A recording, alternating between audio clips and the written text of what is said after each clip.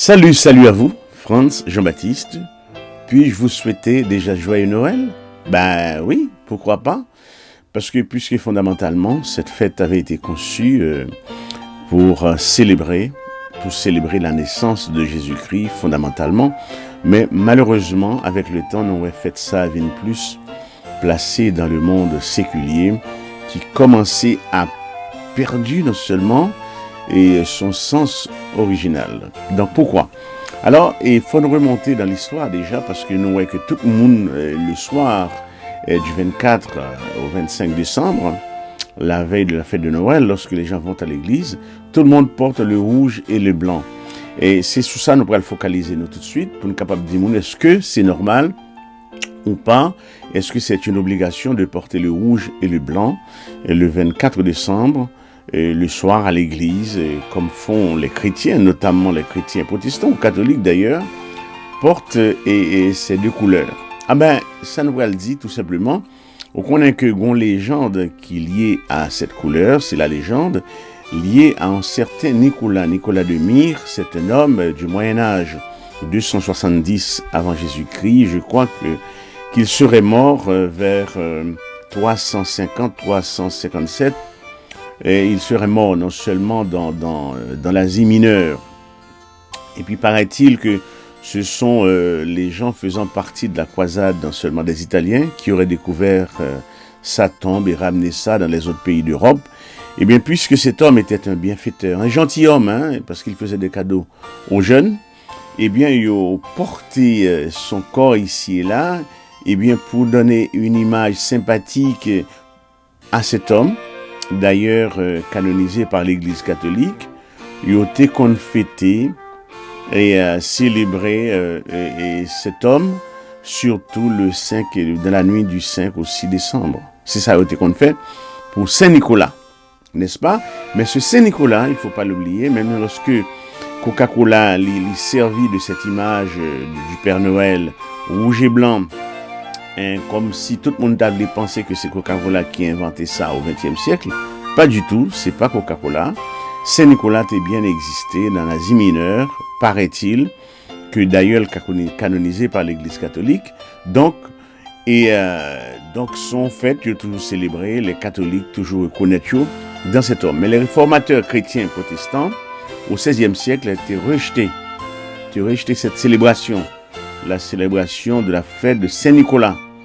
Donc ce qui fait que tout ce qui concerne Père Noël, ou tout le monde a parlé aujourd'hui, c'est avec le temps, ça passait dans des cultures. Chez les Néerlandais, on disait Sinterklaas, voilà. Chez les Néerlandais, c'est-à-dire les Hollandais, puis les Anglais, c'est Santa Claus. Bon, et puis bon, ça a marché avec le temps, jusqu'à ce que les Américains viennent saisir de cette occasion en 1961. Voilà, et le Coca-Cola, pour faire des massives publicités autour de la question du Père Noël. Mais c'est cet homme qui portait la couleur rouge. Et au départ, qui s'appelait Nicolas, qui est devenu avec le temps Saint-Nicolas. Maintenant, lorsque on va à l'église et le 24 décembre, on porte les couleurs rouges et blancs.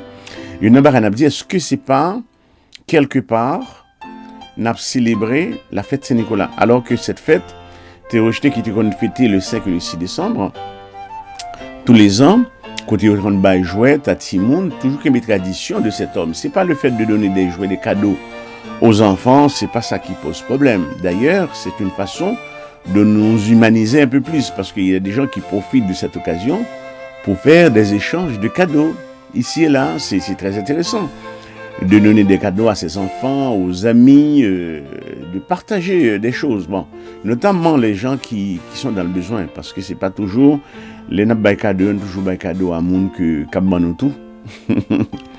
Nous pas toujours porter nous vers monde qui pas toujours pas gagné du tout.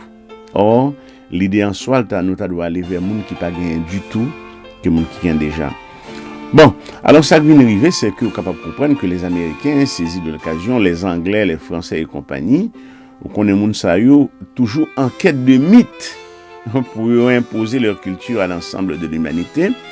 Vous voyez la fête du Père Noël, les vignes vraiment mondialisé, mais Noël même, c'est la fête de la nativité, de la naissance de Jésus-Christ, que vous servez avec lui, où est le personnage du Père Noël, et jusqu'à ce que Ron Tino aussi devienne chanter sa chanson là, Petit Papa Noël, quand tu descendras du ciel, avec des jouets par milliers, n'oublie pas mon petit soulier. Vous comprenez ça? Petit Papa Noël qui descendra du ciel, vous comprenez? Il y a une confusion, et nous sommes capables de dire qu'il est capable de lier au monde religieux, parce que sous dit Petit Papa Noël qui descend du ciel, donc ouais, ça a bon aspect féerique, c'est bien, parce que Timoun a cherché ça dans les petites histoires, mais ça qui dérangeait dans tout cela, c'est que c'est la confusion avec la personne et l'œuvre de Jésus-Christ, ouais, dont le symbole est l'amour. L'amour, le respect de l'autre, le symbole de Jésus-Christ, mais en même temps, c'est que les premiers colons et anglais qui débattaient sur la terre d'Amérique, c'est eux-mêmes qui pourraient le faire des dégâts plus. Ils pourraient le déplacer, fête Saint-Nicolas, Noël, ils pourraient fêter Baï Cadeau, qui était le 5-6 décembre de chaque année. Ils pourraient venir placer le 24 décembre, de la nuit du 24 décembre au 26 décembre, pour capable concilier la fête avec la fête de la Nativité, qui était choisie par les Romains, je ne sais pas, par l'empereur de Rome, comment il s'appelle encore, et je ne me souviens plus, j'ai un trou de mémoire. Donc, ce qui fait que c'est pas la date en soi qui pose problème. C'est pas la date en soi qui pose problème. C'est surtout la date du 25 décembre, 24 décembre, quand est-ce qu'on doit fêter la naissance de Jésus. C'est pas ça qui nous dérange le plus. Mais ma parle de couleur. Couleur ça, toute météo, quand nous allons dans l'église, tout le monde paraît là, ils mettent un petit bain. Alors, par contre, si ça fait bien, c'est me garder. Mets ton bel petit rouge là, alors ouais, si tout le monde pas connaît moi, il y a pris les Petit Papa Noël, il y a pris les Petit Papa Noël ou bien il y a pris les Saint-Nicolas. Donc ces deux couleurs, nous ouais qu'il a, donc qui pas grand rien à voir avec le christianisme, qui n'a rien à voir avec Jésus-Christ. D'ailleurs, comme ce d'où les réformateurs au XVIe siècle ont rejeté cette fête. D'autant plus que les chrétiens ici en Amérique, les premiers colons, nous savons, ils viennent prendre tous les deux, ils disent, on mettez ensemble.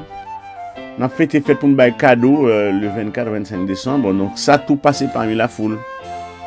Donc, côté où on fait fête pour Saint-Nicolas, là où elle vient une fête purement séculière aujourd'hui, donc elle vient perdu son sens religieux aujourd'hui.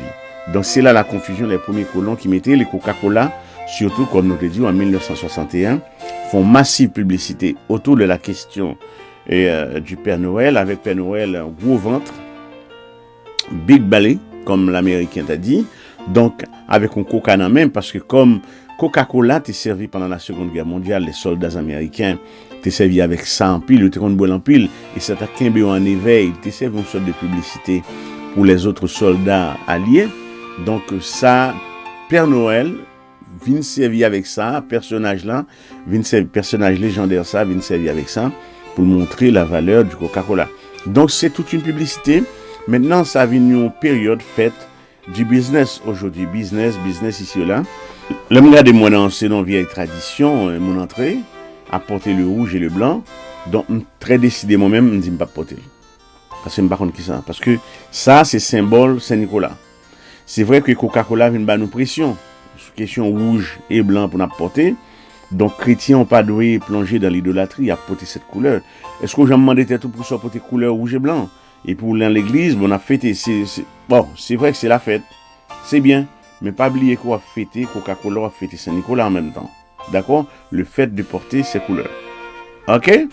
Mais j'espère que tout le monde te comprenne. Nous pas dit moun pas bail cadeau, nous pas dit moun pas fêter ce jour-là. C'est très intéressant, c'est bien, puisque nous retenons comme date pour nous fêter la naissance du Sauveur. C'est très bien. Faut nous avoir une date de toute façon. Mais au compte business, servir avec ça de prétexte pour marcher aussi, pour fonctionner.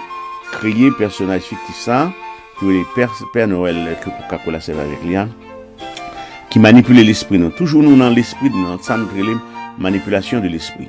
Faites très attention parce que nous, tout le monde, prenant ça, il ne pas même poser cette question. En attendant, pour le moment, moi, je vais retirer le petit chapeau ça. Je ne vais pas Père Noël encore, je vais retirer ça après. Parce que 24 décembre, m'pa porter rouge et blanc. Pas du tout, parce qu'il n'est pas biblique. Ok? C'était Franz et Jean-Baptiste, point sur les i. À très bientôt.